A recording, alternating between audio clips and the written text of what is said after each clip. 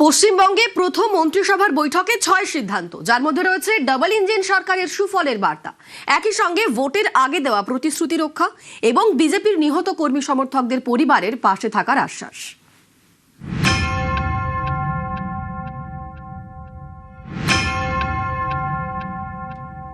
প্রথম ক্যাবিনেটে 6টা সিদ্ধান্ত নিয়েছি। বাংলা ডবল ইঞ্জিন সরকারের পথ চলা শুরু। ভয় নয়, ভরসার প্রতিশ্রুতি দিয়ে পশ্চিমবঙ্গে ক্ষমতায় এসেছে বিজেপি। সোমবার নবান্নে মন্ত্রিসভার প্রথম বৈঠকে সেই ভরসা বজায় রাখারই বার্তা দিলেন মুখ্যমন্ত্রী শুভেন্দু অধিকারী। প্রধানমন্ত্রীর ইচ্ছে পূরণ থেকে নির্বাচনী প্রতিশ্রুতি পালন, ডাবল ইঞ্জিন ফর্মুলায় অনুপ্রবেশ মুক্ত বাংলা গড়ার উদ্যোগ থেকে দলীয় কর্মীদের পাশে থাকার বার্তা। মন্ত্রিসভার প্রথম 6 সিদ্ধান্তে এই সবকিছুই ছুঁয়ে গেলেন মুখ্যমন্ত্রী শুভেন্দু অধিকারী।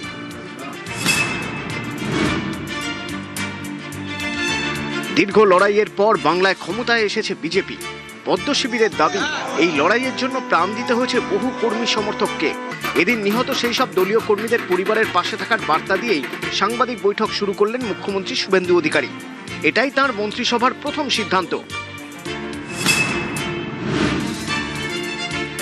যাদের আত্মবলিদানের মধ্য দিয়ে বিজেপি সরকার প্রতিষ্ঠা হয়েছে, সেই ভারতীয় জনতা পার্টির অকালে ঝরে যাওয়া 321 জন, তাদেরকে শ্রদ্ধার সঙ্গে স্মরণ করেছি।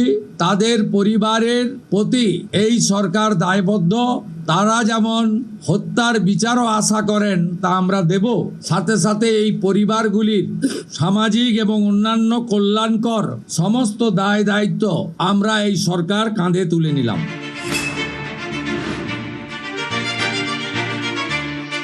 ছাব্বিশের নির্বাচনে তৃণমূলের বিরুদ্ধে বিজেপির সব থেকে বড় অস্ত্র ছিল অনুপ্রবেশ ইস্যু।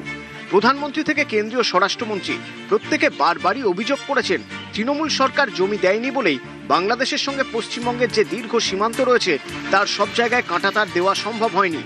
প্রথম মন্ত্রিসভার বৈঠকে সিদ্ধান্ত হয়েছে, বাংলাদেশ সীমান্ত সুরক্ষিত করতে সোমবার থেকেই বিএসএফ এর হাতে জমি তুলে দেওয়ার প্রক্রিয়া শুরু। 45 দিনের মধ্যে বিএসএফ কে জমি হস্তান্তর করা হবে।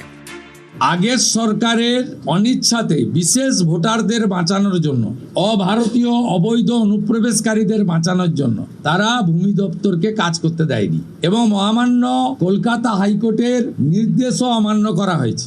আমরা ল্যান্ড ডিপার্টমেন্টকে আজ থেকেই রেডি থাকা জমি হস্তান্তর করতে শুরু করেছি।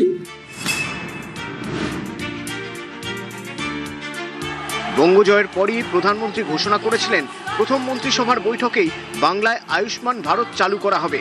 সোমবার সেই পথেই হাঁটলেন মুখ্যমন্ত্রী শুভেন্দু অধিকারী। মাননীয় প্রধানমন্ত্রী নরেন্দ্র মোদীজি তিনি বলেছিলেন, প্রথম ক্যাবিনেট মিটিংয়ে আমরা আয়ুষ্মান ভারতে যুক্ত হব। আমরা আয়ুষ্মান ভারতে যুক্ত হলাম। পশ্চিমবঙ্গে ডাবল ইঞ্জিন সরকারের কাজ শুরু। কেন্দ্রের সমস্ত প্রকল্পের সুফল এবার মিলবে পশ্চিমবঙ্গে।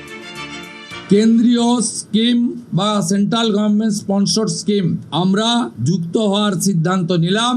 কোনো চালু থাকা সামাজিক প্রকল্প বন্ধ হচ্ছে না। এতদিন পর্যন্ত পশ্চিমবঙ্গের national cadre is IPS, Paschimbanga cadre WBCS WBPS, এদের কোনো কেন্দ্রীয় সরকারের ট্রেনিংয়ে কেউ যুক্ত হতেন না। আমরা আজকে এই বিষয়ে চিফ সেক্রেটারিকে অন্য রাজ্যের যে নিয়ম আছে সেই নিয়ম ফলো করার জন্য আমরা তাকে এম্পাওয়ার করলাম, দায়িত্ব দিলাম। আশ্চর্য হয়ে গেছি যে এখানে বিএনএস কার্যকর করা হয়নি, অর্থাৎ অত্যন্ত অবৈধভাবে সংবিধানকে বৃদ্ধাঙ্গুষ্ঠ দেখিয়ে আগে সিআরপিসি আইপিসি চলছিল, আজ থেকে বিএনএস এ যুক্ত হলো পশ্চিমবঙ্গ সংবিধান মেনে। বঙ্গবাসীর মন জয় বিজেপির বড় অস্ত্র ছিল কর্মসংস্থানের প্রতিশ্রুতি। সেই পথে হেঁটেই সোমবার শুভেন্দুর মন্ত্রিসভার প্রথম বৈঠকের সিদ্ধান্ত, সরকারি চাকরিতে আবেদনের বয়সসীমা বাড়ানো হলো 5 বছর। 2015 সালের পরে পশ্চিমবঙ্গে কোনো রিক্রুটমেন্ট হয়নি, তাই প্রচুর শিক্ষিত যুবক যুবতীর বয়স চলে গেছে। 5 বছর এক্সটেনশন, মানে আবেদনের বয়সের ঊর্ধ্বসীমা ক্যাবিনেট মঞ্জুর করলো। এটাও আজকে আমরা করলাম। বিপুল প্রত্যাশা মাথায় নিয়ে বাংলার মসনাদে বসেছে প্রথম বিজেপি সরকার। সরকারের শুরুর লগ্ন থেকেই তাই প্রত্যাশা পূরণকেই পাখির চোখ করে এগোতে চান মুখ্যমন্ত্রী শুভেন্দু অধিকারী। ভরসাটা আমাদের উপরে রাখুন, আমরা ঠিক পথে চলব। নিউজ 18 বাংলা।